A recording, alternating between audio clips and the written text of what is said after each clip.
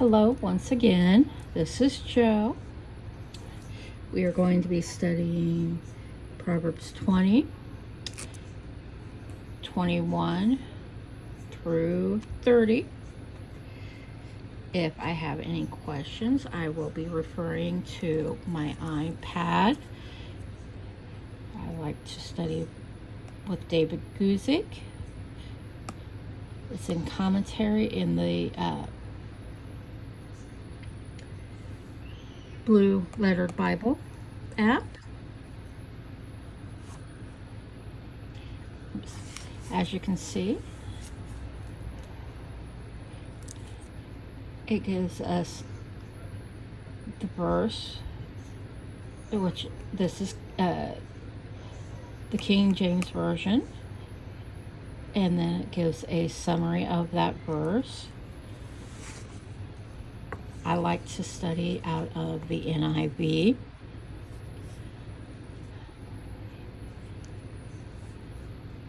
So let us begin.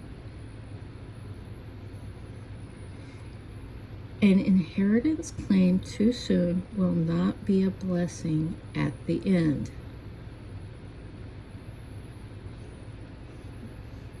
Now this is one I am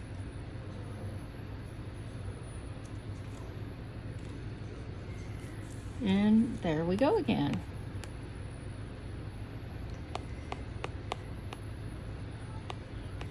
Sorry about that, people. There we go.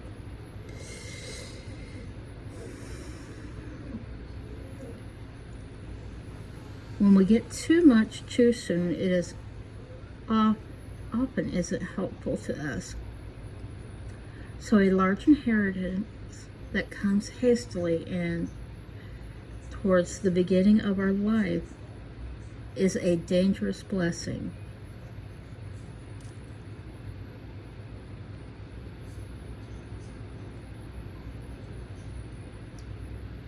Which, if you look at most lottery winners, that it's true. They lose their money within a very short amount of time.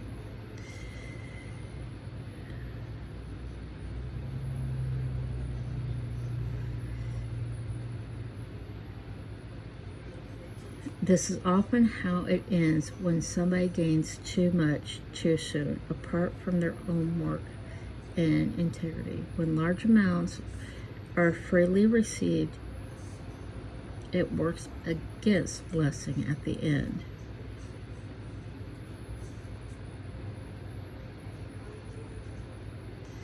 Easy money does not foster financial responsibility.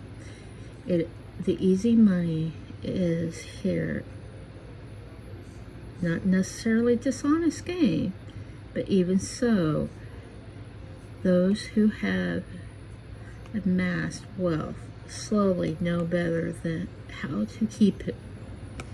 By Garrett. It's kind of what I thought.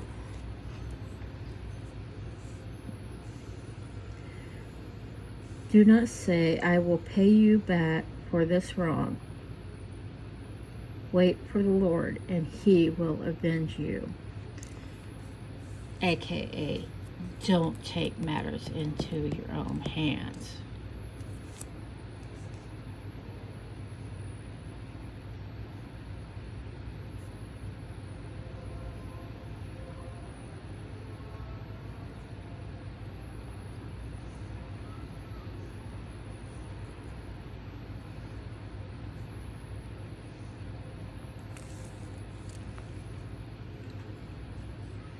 The Lord detests different weights, and dishonest scales do not please him.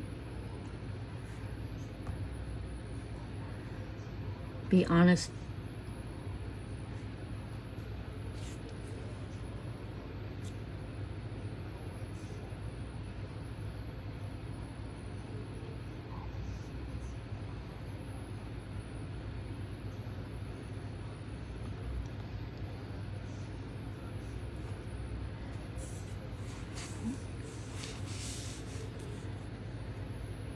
So the King James says, diverse weights are abomination to the Lord, and dishonest scales are not good.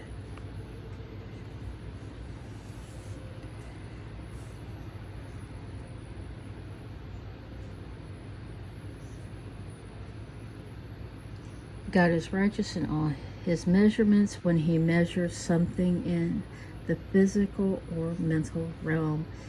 His measurement is always true.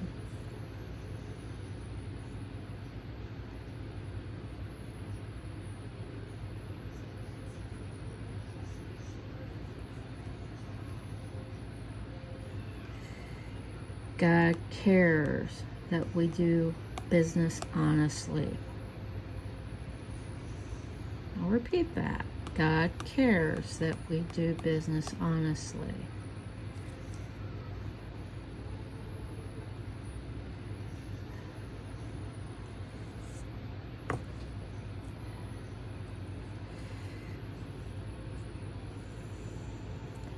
A person's steps are directed by the Lord.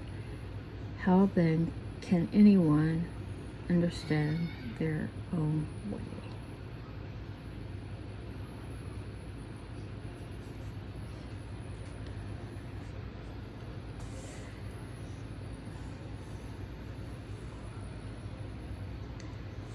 Yeah. I wanted to see what David said here, and I do agree with this.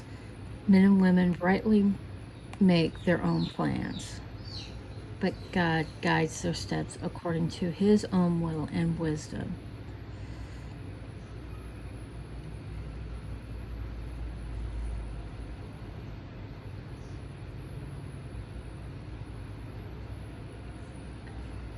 This proverb teaches us humility in regards to our life choices and path. We should not think or act as if it were all in our control or all according to our planned steps. And no, this does not mean that God doesn't give us free choice. We do have free choice. But his work will be done.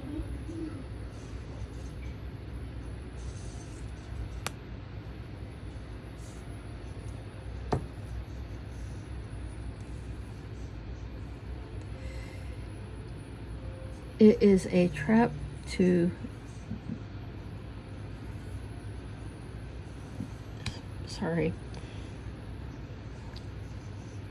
dedicate something rashly and only later to consider one's vows.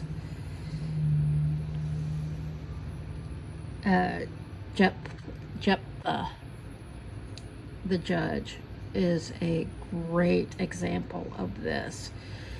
He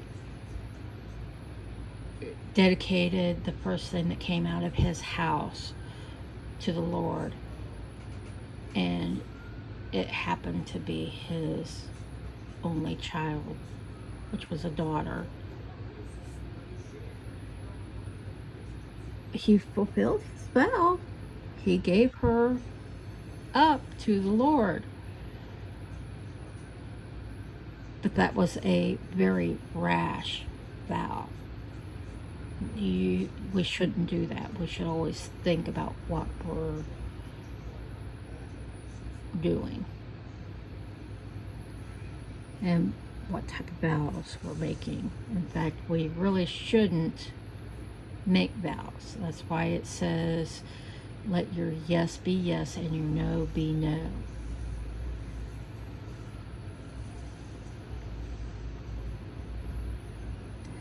A wise king willows out the wicked. He drives the threshing wheel over them. Well, I kind of know what that means. Let's see.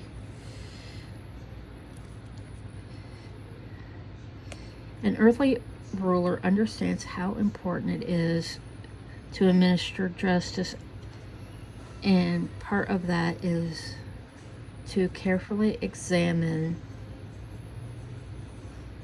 the wicked. A wise earthly ruler not only knows how to carefully examine the wicked, but also to bring whatever punishment is appropriate to use. That's kind of what I thought they were saying, but just wanted to make sure.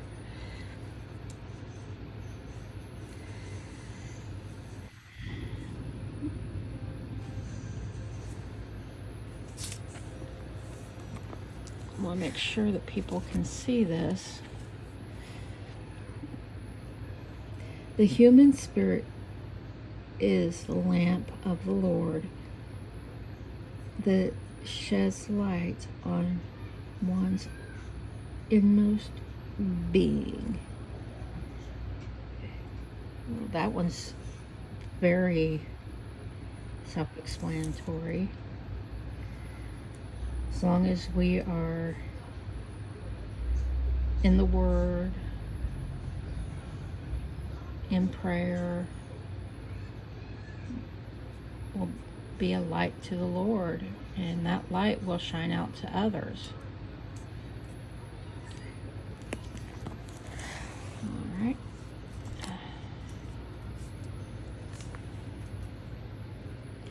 Love and faithfulness keep a king safe. Through love, his throne is made secure.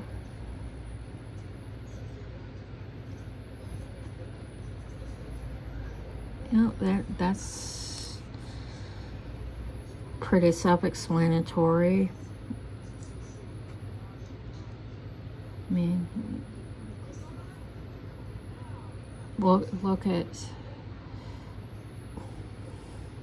well, don't look at them.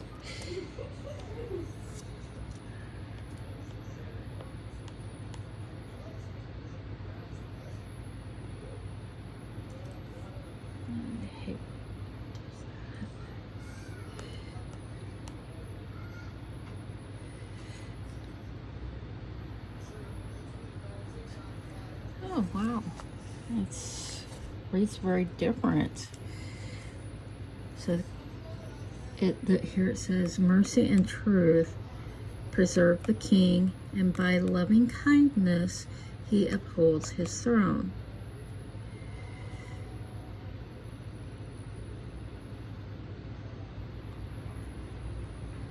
Any earthly king may be preserved by God's mercy and truth shown to the king, and by the mercy and truth the king shows to others. By loving kindness he upholds his throne.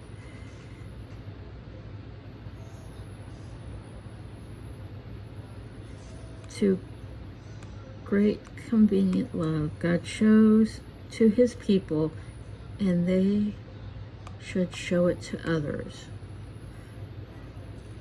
Men often assume that thrones are upheld by army and raw power, but God has a better way to establish and uphold a king and his kingdom.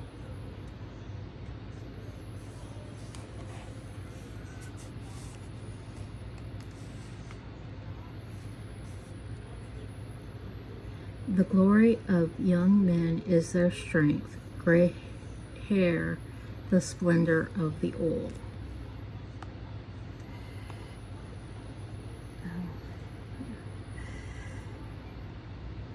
To me, this means that whether we are old or young, there is a reason to celebrate. Let's see what David says.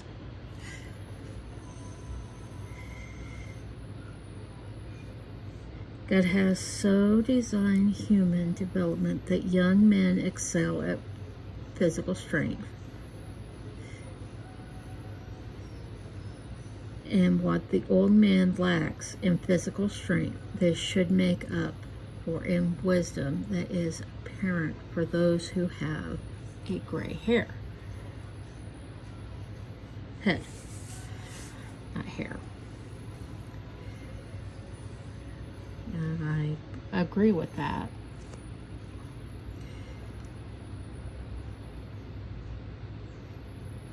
Blows and wounds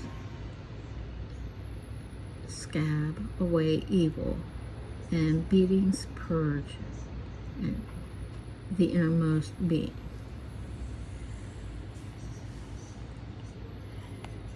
Okay, I knew this was going to read different.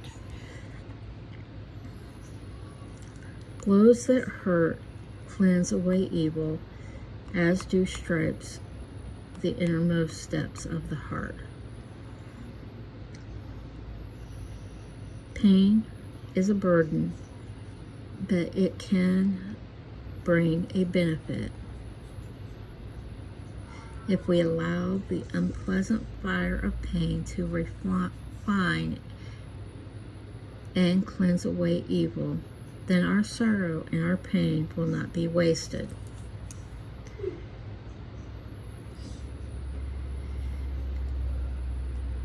Some probably use stripes here in a symbolic sense for the chastising that comes in life. If we receive such discipline with wisdom, it will purify us in the innermost of our hearts.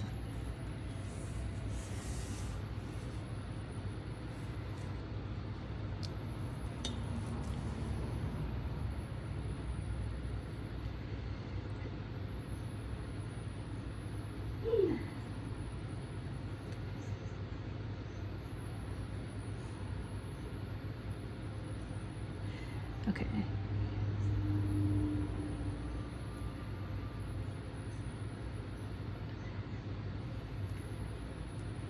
If we let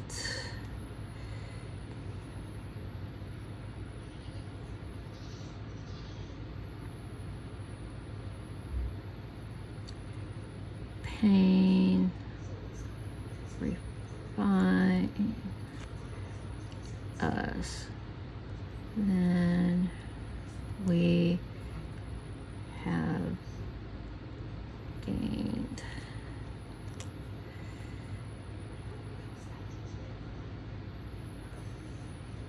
In life.